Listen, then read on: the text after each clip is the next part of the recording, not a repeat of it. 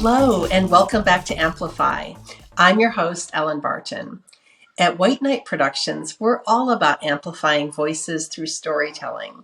And in this series, we connect with industry professionals who know how to boost messages far and wide. Today, we're excited to talk with Hennesys Disla. Hennesys is the CEO of ArmHug, a company that makes portable blood drawing kits for people who are unable to travel to a hospital or a lab. About a year ago, Hennesys started a YouTube channel, and that channel has led to some new opportunities opening up for her. Welcome, Hennesys. Thank you so much, Ellen. It's such an honor to be here, so I'm excited. Yeah, me too. I really want to get into talking with you about your YouTube channel. But before we do that, I kind of wanted to start with the background of you and how you got into this business. You have a varied background, from a background in art and an interest and background in space, outer space. So how did you end up in the medical field? Yeah, so I did start in art. I was one of those gifted and talented kids in high school. And so I guess in part it has to do because my mom was in fashion. So I grew up with a lot of art at home. And through my journey, I kind of thought about what is it that I can do for people, and I wanted to do something with community. So I started volunteering at a hospital. I started volunteering at community groups like you saw. I think Space was one of them. Just like where there were people who were trying to do something and just solve problems. I think that that's why I shifted from art to those healthcare. But I feel today that I'm still using my art background. So it's not that it went to waste or anything. It's just one of those things where I just transitioned. Yeah, I mean that's very cool, and you have a great logo. And I assume that you can use your art background in your packaging and your website and all of that.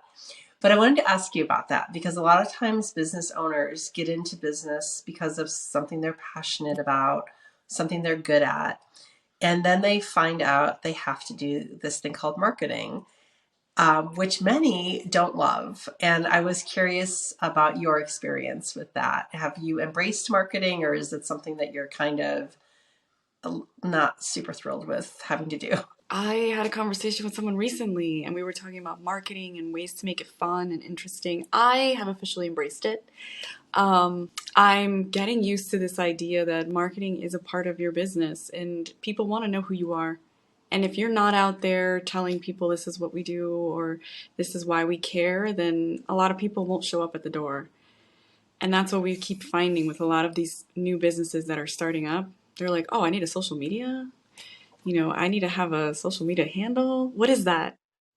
Yeah, I mean, it's interesting because we help our clients with messaging, with marketing. Yet, a lot of times when we're doing it for ourselves, we also are a small business. We're a busy small business. So I understand on a very visceral level what many of our clients are dealing with because it's hard, it's time consuming. You have to really be intentional about your messaging and everything. I think it takes time to develop, that messaging that you're talking about to find the right customers. And then it's like sometimes what we see keeps happening is that sometimes they may see that message a few times and then they might engage with you. So, I mean, I think there's a statistic out there that says they need to see your message about 7 times before they buy. So as long as you're out there and you keep posting or you keep putting out your message, I'm sure that the right people will contact you because it's about getting the right person to get in touch with you. It's going to reach many people, but you want it to reach the right ones. So social media is always evolving and we're always having to learn something new, it seems. At some point, everybody has to find a way to amplify their voice. And in your case, one of the things you decided to do was this YouTube channel. So how did you get that idea? I think what YouTube is doing is archiving our messages, which is kind of cool. Like I can look back and some of my messaging could probably still relate to people in 10 years. So I think so far that was the reason why I wanted to start. I was like, let me just test this. I definitely want the business to thrive. Let's see if this is an outlet for us. How did you decide what kind of content you were going to be presenting on that channel? So I was testing and I decided, you know what, let me just bring some of the conversations I'm having in private with my colleagues and with people in our industry and start filming to see what happens. And so I started looking at the comments section and they would say, hey, can you talk about this too? Can you add this? And since they're all so like willing to tell me exactly what it is they want to watch, I give them that, and it just continues to grow, which is kind of cool. I'm looking at healthcare, so I'm going to bring on people that know and understand healthcare. We started talking about industry. We started talking about what's going on in the stock market. We started talking about, okay, what's going on with mobile health, and then from there we started to see what topics stick. It's almost like throwing a bunch of ideas into a wall and seeing what sticks. And sometimes you just have to do that in marketing. See what sticks and do more of that.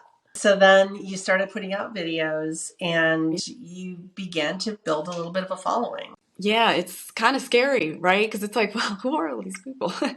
But I think now I feel like, well, it seems like they're just kind of on this ride with me. So we've been just trying to do more of what we already have and then finding other ways to maybe make more content that could be beneficial. You know, the great thing about doing YouTube channel is that they give you lots of data. You can see who's watching, you can see when they're watching, you can see, which is kind of scary at times, but you also want to make sure they're enjoying your videos. Yeah, no, totally true. And you said something when we were talking before this interview. We were talking about building your community on the YouTube page. And I thought that was really interesting because it's not just you in a one-sided conversation, just spewing out all of this information, but you're really listening to people's comments and interacting with them. So can you talk a little bit about that?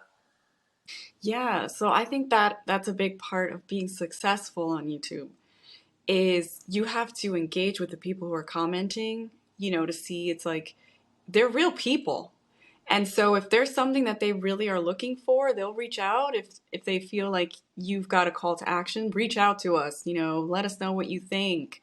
And they actually do. So I did a very brave thing. I put my Calendly link on there, and anybody, if they wanted to, could schedule a call. And when I did that, I saw that there were definitely people who were scheduling calls. It's almost like we're building this network. Like I started connecting them with people who could help them answer the questions that they wanted because I already had that network.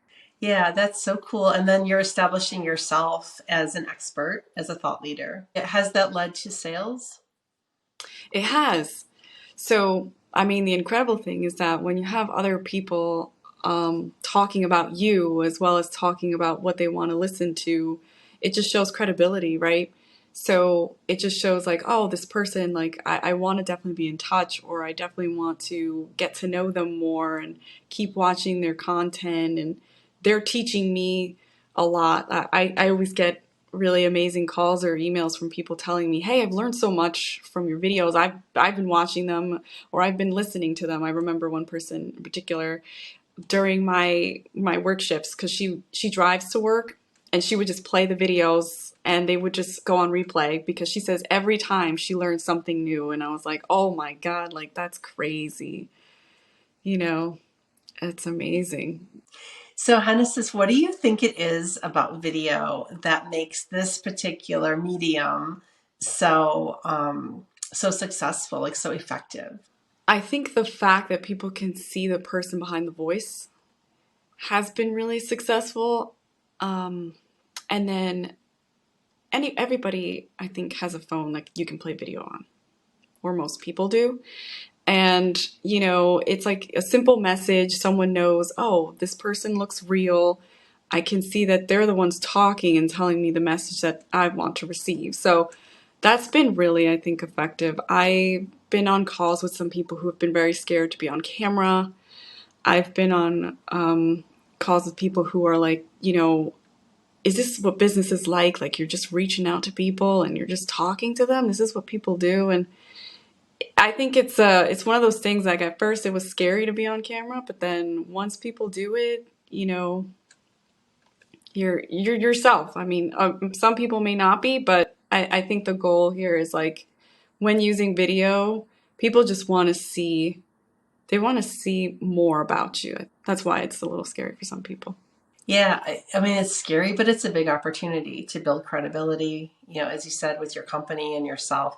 Like these days on the internet, you can find anything, but oftentimes when you're looking at a new company, there's always a question like, is this legit? Is this run by real people? Are they trying to scam me? Or at least maybe that's just me, but I think a lot of us, if we're not familiar with the company, there is that element of possibility of the company not being above board. And I think seeing a person helps Definitely. us know that it's real. So as you're building this YouTube channel, and you told me recently that you're committing to continuing to do this, even though it does take some work.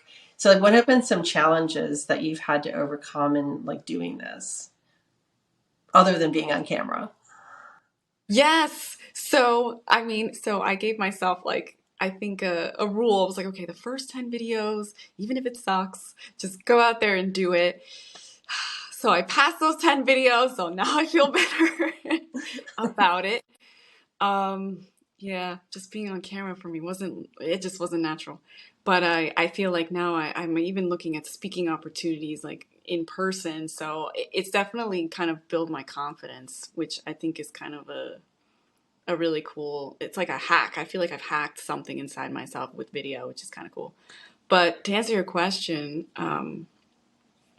I think that one of the challenges I had with video was probably like the technical stuff. I did some work like with iMovie and things like that in college, and I kind of wanted to make it interesting.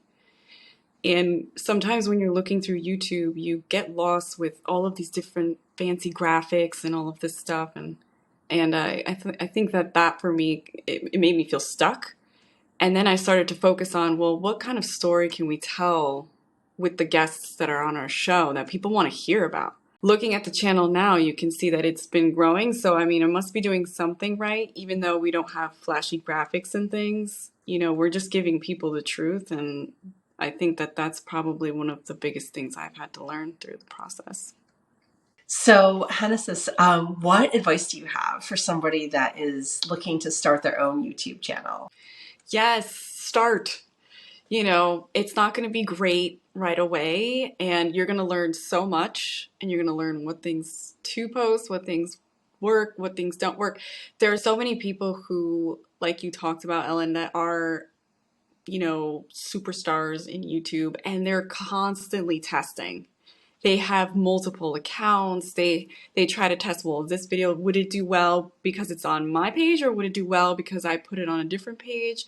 They're constantly trying to figure out like what ways can I get more views or more people that want to hear my content. So just start.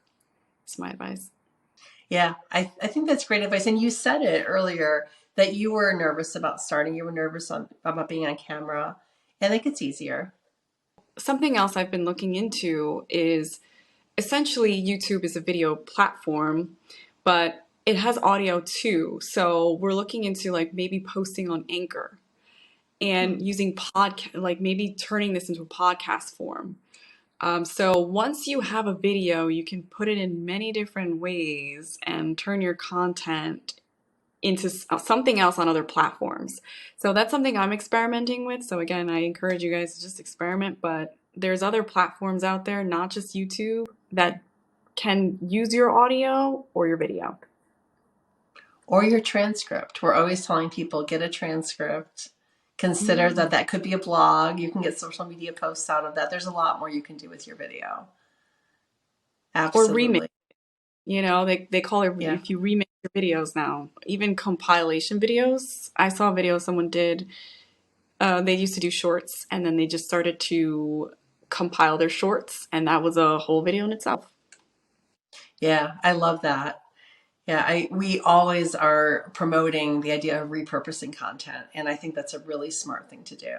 So, Hennesys, with metrics, people sometimes look at the wrong metrics. For example, total views, and maybe the views aren't coming from people who are interested or qualified or have anything to do with purchasing their product or service. What are the metrics that are important to you? Yeah. So this is a great question. So I have ArmHug on different platforms, and the people that are on those different platforms are all interested in hearing about what ArmHug has to say. But what I do is I would post the video on YouTube, and then I would post it on those platforms to see if the traffic coming from those sites is coming to mine, so I can see that. I can see if it's beneficial for the people that are on Pinterest, the people that are on Instagram, on Facebook. And so far, when I started a Facebook group, I saw that that one has been the most beneficial. It's specifically targeting the people that I'm interested in and the people that are interested in my product. And me posting the YouTube videos on there and having them go see the video firsthand helps also increase the reach of the video on YouTube. So hopefully that makes sense. But essentially, when you start building a community and you start thinking about other platforms, as long as you're still in line with it's the same goal to have healthcare folks on those platforms. When you start moving to other places and watching how they move to other places, it becomes really cool. Hennesys, how can people find you and find your YouTube channel? Oh man. So I mean, you guys can definitely check it out if anybody has questions on like how to start or how to get your views with the people that you want to see your content. But I'm also on LinkedIn. You guys can follow me there. Reach out if there's anything I can do. I'm more than happy to help. Healthcare is a big industry, and I think it's just important that we all just kind of help each other out. So thank you, Ellen. Yeah, well, thank you for chatting with me. We'll put your links in the description of the video. And we look forward to watching you continue to grow and flourish.